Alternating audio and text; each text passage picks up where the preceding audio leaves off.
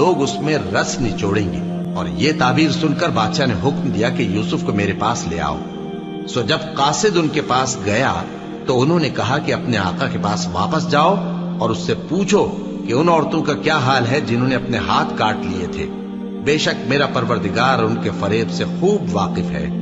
بادشاہ نے عورتوں سے پوچھا کہ تمہارا کیا قصہ تھا جب تم نے یوسف کو اپنی طرف مائل کرنا چاہا؟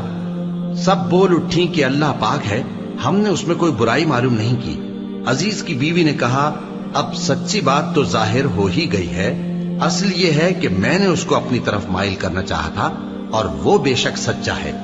یوسف نے کہا کہ میں نے یہ بات اس لیے پوچھی ہے کہ عزیز کو یقین ہو جائے کہ میں نے اس کی پیٹھ پیچھے اس کی امانت میں خیانت نہیں کی، اور اللہ خیانت کرنے والوں کی چال کو چلنے نہیں دیتا، اور میں اپنے آپ کو پاک صاف نہیں کہتا، کیونکہ نفس امارہ انسان کو برائی ہی سکھاتا رہتا ہے۔